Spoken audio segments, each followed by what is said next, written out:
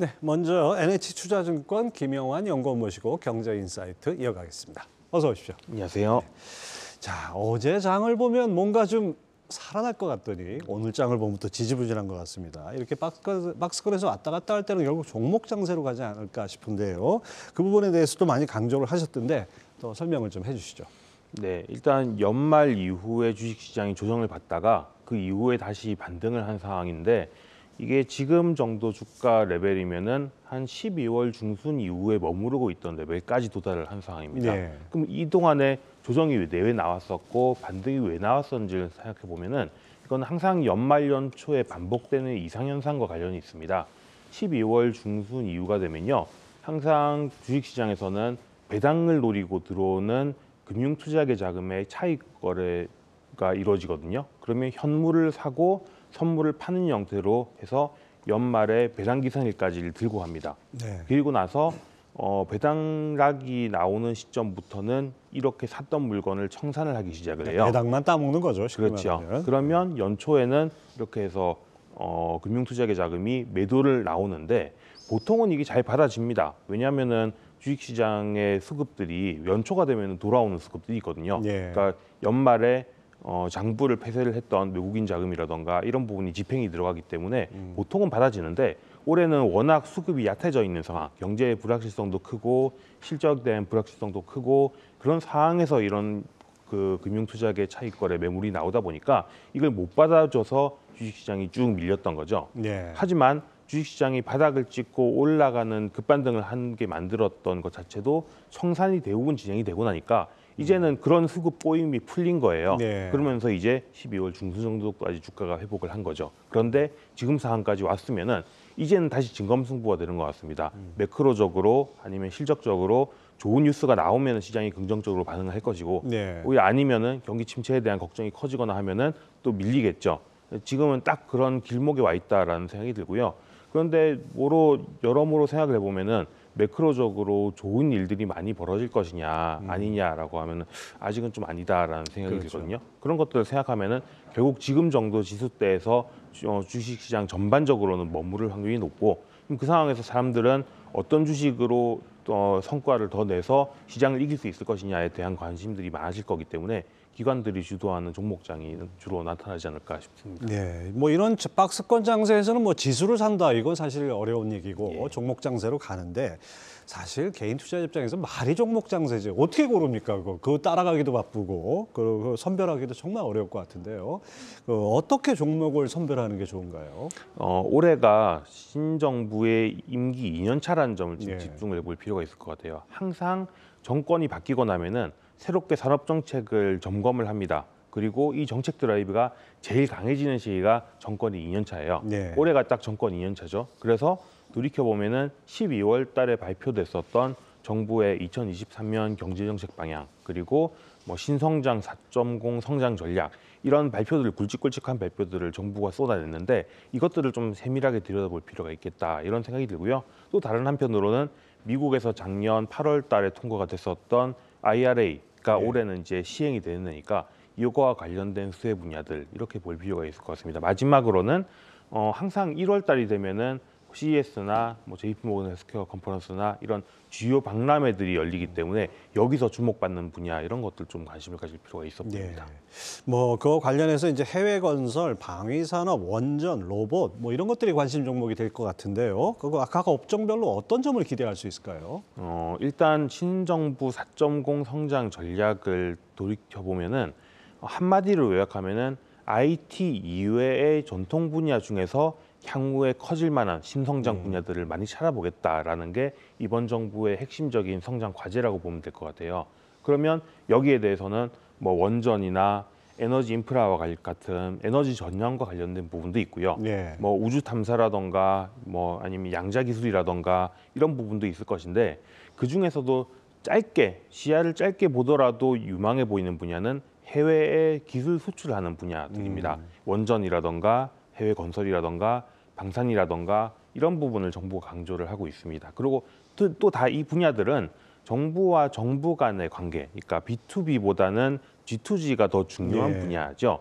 그러니까 사실 무기 체계 같은 경우만 하더라도 대표적으로 국가 간의 관계가 중요하기 때문에 그런 것들을 생각해 보면은 이번 정부가 이런 분야를 강조하고 있다는 건 상당히 좀 가시적인 시사점이 있을 수 있겠다 이렇게 바라보고 있고요. 또 한 가지는 로봇인데 로봇 같은 경우에는 인플레가 나타나고 나서 항상 그 다음에 부각되는 분야입니다. 그러니까 1970년대 이후에 글로벌 공장들의 다동화들이 계속 진행되는 과정에서 항상 있었던 일이 뭐냐면은 임금이 올라가면은 처음에는 기업들이 올려줍니다. 어쩔 수 없죠. 하지만 계속해서 높은 임금들을 많이 사람을 고용하는 게 부담스러워지니까 그 다음 단계는 자본 투자를 해가지고 이제 자동화를 계속 돌립니다. 이번에도 마찬가지로 상당히 2021년, 2022년 거치면서 인플레가 많이 진행이 됐고 그중에서 특히 임금 상승이 많이 진행이 됐는데 여기에 발맞춰가지고 이제는 자본 투자가 늘어날 것이고 최근에 자본 투자라는 거는 주로 인간의 기술을 대체하는 로봇 분야 쪽으로 집중되고 있기 때문에 로봇 분야도 한편으로 좀 주목해 볼 만하다. 그렇죠. 과거에 뭐 한참 임금 오른 다음에 나온 얘기가 자동화, 성역화 뭐 이런 얘기 많이 들었던 예. 것 같은데 마찬가지겠네요. 자, 삼성전자를 필두로 4분기 실적 시즌이 시작됐는데 삼성전자 주가는 괜찮은 편이지만 그 실적 내용을 보면 하이닉스도 그렇고 그 가뜩이나 이제 경기 침체 우려가 큰 상황에서 우려를 한 점 더한 것 같은 느낌이 들어요. 어떻게 맞는 보십니까? 말씀입니다. 그러니까 지금 삼성전자 실적을 보면은 반도체가 굉장히 좋지 않고요. 그 얘기는 IT 분야의 수요가 줄고 있다는 걸 방증하는 얘기죠. 그러니까 경제 자체가 전반적으로 침체에 빠질 우려가들이 커졌다. 이런 것들을 실적에서도 확인할 수 있다라는 생각이 드는데 다만 전반적으로 주식시장 관점에서 바라보면은 그럼에도 불구하고 삼성전자 주가는 빠지지 않았다라는 점을 주목을 할 필요가 있는 것 같아요. 무슨 얘기냐면은 상당 부분 앞으로 IT 수요가 둔화될 거라는 거를 사람들이 예상을 하고 있었고 그렇기 때문에 주가도 먼저 빠진 경향이 있었고 또 그런 한편으로는 이번에 삼성전자가 내놓으면서 하는 얘기가 줄어드는 수요를 감안해서 공급 물량도 같이 조절할 수 있다라는 논조인 거거든요. 그렇게 본다면은 앞으로 수요가 줄어드는 거에 대한 기업들의 적극적인 대응도 같이 이루어지고 있다라는 거죠. 그러면 나빠지는 사이클 자체는 어쩔 수 없겠지만은 다시 좋아지는 사이클이 들어설 때는 더 강하게 올라갈 수 있다는 얘기고 사람들이 그런 점을 염두에 두면은 당분간 뭐 향후 한 3개월, 6개월 어쩌면 이런 정도 동안의 펀더멘탈상의 어려움은 있겠지만은 그 이후를 바라보면은 오히려 전망이 밝다고 볼 수 있지 않나 이런 생각들을 하는 것 같아요. 네. 그러면 삼성전자만이 아니라 전반적인 주식시장에 대해서도 좀 그런 접근을 필 필요가 있지 않냐라는 생각이 듭니다. 그러니까 경기가 침체에 빠질 수 있고 분명히 어려운 환경이 지속이 되겠지만 앞으로 보면 수출 안 좋다 이런 얘기들을 뉴스에서 많이 하시게 되겠지만은 그걸로 인해서 주가가 얼마나 여기서 추가적으로 조정돼야 되느냐라고 한다면은 지나치게 그렇게 부정적으로 볼 필요는 없겠다 이런 느낌이 듭니다. 뭐 이미 뭐 경기 침체에 관한 부분은 상당 부분 선반영돼 있고 오히려 아주 어렵다 그럴 때가 오히려 바닥일 수도 있다라는 것이 어떻게 보면 시장 컨센서스 아닌가 싶습니다. 또 아울러서 이 JP모건 헬스케어 컨퍼런스가 연초 특히 이제 현지 시간으로 9일부터 12일까지 열리는데 글로벌 제약 헬스케어 기업들이 총출동하지 않습니까? 이런 것들이 아무래도 시장에 좀 영향이 있지 않을까요? 예, 모멘텀이 될 수 있죠. 특히 이번 JP모건 헬스케어 컨퍼런스는 특징적인 점이 있는데 3년 만에 처음 오프라인으로 열리는 네. 거예요. 코로나 이후에 중단됐었다가 열리는 거고요. 그리고 이 헬스케어 컨퍼런스의 특징은 주요 기업들 간의 M&A 아니면은 뭐 신약의 후보 물질 중에서 유망한 게 있으면은 이 기술 수출을 따내는 것들 이런 계약들 같은 것들이 활발하게 진행되는 게 이 헬스케어 컨퍼런스의 특징이고요. 이런 그런 계약이나 M&A 같은 것들이 가지는 좀 대외비의 중요성, 비밀 보안의 중요성 이런 것들을 생각하면은 이게 좀 또 대면으로 진행되고 고위급들이 직접 만나는 장들이 열려 있어야지 원활하게 진행이 되거든요. 그렇죠. 그런 점을 생각하면은 3년 만에 처음으로 오프라인이 열린다라는 건 상당히 의미 있는 일이라는 생각이 들고요.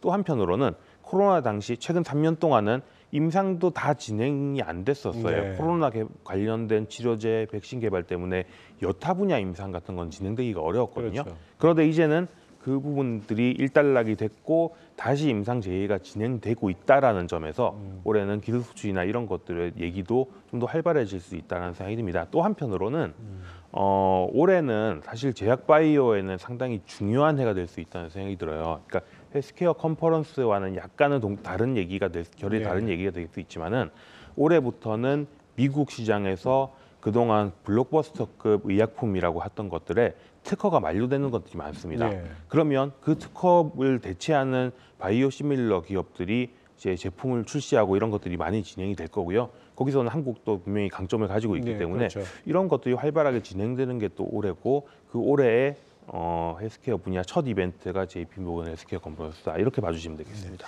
아무리 뭐 코로나 전염병 때문에 뭐 비대면 이것이 활성화됐다 해도 어떤 중요한 계약 같은 건 당연히 사람이 만나서 해야 되지 않겠습니까? 그렇죠. 그런 점에서는 아무튼 기대해 볼 만하네요. 자, 그리고 이제 미국 재무부의 IRA 백서가 발표된다는 소식도 있었죠. 우리나라 배터리 업계 좀 부담이 완화될 수 있을까요? 좀 완화될 것 같습니다. 그러니까 IRA의 걱정스러웠던 부분이 이게 워낙 미국 중심으로 가다 보니까 미국의 동맹국이라고 하는 국가들조차도 사실 미국의 세제 혜택 같은 것들로부터 배제되는 거에 대한 그렇죠. 걱정들이 컸었단 말이죠. 그리고 뭐 2차 전지나 전기차 같은 부분도 거기에 포함이 돼 있었고요. 한국 입장에서는 특히 이제 2차 전지 분야에서는 어떤 부분이 걱정이었냐면은 이제 한국의 2차 전지 원재료가 되는 광물들을 소싱해 오는 제일 큰 포션을 차지하는 게 중국이었습니다. 네. 그러면 그 원산지 기준을 그 광물단에서 적용하게 되면은 한국 입장에서는 굉장히 곤란해지는 거예요. 그런데 이번에 발표된 백서를 통해서 나온 얘기들 중에 하나는 원 광물만 이 원산지 비율로 담는 게 아니라 이거를 가공해서 나오는 부가가치도 원산지에 포함을 시키겠다라고 얘기를 했습니다. 무슨 얘기냐면은 니켈이나 코발트 같은 광물의 원재료는 예를 들어서 중국이라 하더라도 이거를 가져와서 미국에서 뭐 양극재를 만들고 음극재를 만들고 분리막을 만들고 이렇게 가공을 하면은 그 부분에 대해서는 미국 원산지라는 걸로 인정해주기로 했던 거예요. 그러면 한국 입장에서는 원재료 소싱에 대한 부담이 많이 줄어들 수 있겠죠. 그리고 이거는 이제 이 부분만 단편적으로 볼 게 아니라 전반적으로 미국 그 관료들의 고민이 미국의 경쟁력을 높이기 위해서 다른 나라들을 배제하는 거는 좋은데 그걸로 인해서 전기차 부분의 성장 같은 것들 자체가 저해될 수 있다는 고민이 있고 그렇기 때문에 이거를 제한적으로나마 어떻게 완화해 주려고 같이 노력을 하고 있다는 거거든요. 그런 얘기인즉슨 한국 입장에서도 분명히 수혜되는 부분들이 많이 줄어들지는 않을 거다라는 생각이 듭니다. 예, 그동안 뭐 세계화로 한 30년을 우리가 살아왔는데 세계화라는 게 그거지 않습니까?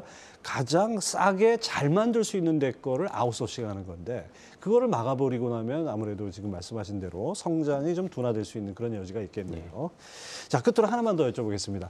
중국 리오프닝 관련해 가지고는 이미 시장 기대를 많이 반영을 해서 관련주가 떴는데 오히려 최근엔 또 좀 약세를 보였습니다. 근데 중국의 코로나가 정점을 지난다 이런 얘기가 지금 보도들이 나오고 있는데요. 어느 정도 되면은 이 리오프닝 관련한 효과가 좀 나타날까요? 보통 이제 한 개 분기 정도 딜레이가 있었던 것 같아요. 그러니까 한국 같은 경우도 그랬었고 아시아 국가들이 약간 특수성이 뭐냐면은 서양 국가들 미국이나 유럽에서는 바로 그 제한을 풀어주면은 소비가 당장 좋아지는 경향들이 강했습니다. 개인주의적인 그 성격이 강한 나라들이니까요. 근데 동양에서는 풀어주면은 처음에는 사람들이 오히려 조심을 합니다. 그러다가 한 개 분기 정도 지나면서 아 괜찮구나라는 분위기들이 확산되면은 그때 가서 뒤늦게 소비가 좋아지는 경향이 있어요. 우리나라가 그랬죠. 서로를 배려하는 문화가 강한 거죠. 중국에서도 마찬가지의 그런 상황들이 벌어질 수 있다라는 생각이 들고요.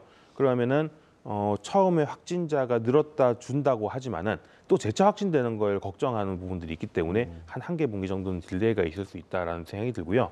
또 한편으로는 그렇게 되면은 정말로 실제로 중국인 관광객들이 해외로 나오는 것들이 늘어나면서 실적이 좋아질 거니까 주가들은 그때 당시에 다시 반영을 할 수 있겠죠. 그래서 뭐 지그재그 형태가 되지 않나라는 생각이 듭니다. 아무튼 여러 가지로 박스권 장세에서 우리가 살펴볼 것들이 참 많은 것 같습니다. 지금까지 NH투자증권 김영환 연구원 함께했습니다. 감사합니다. 감사합니다.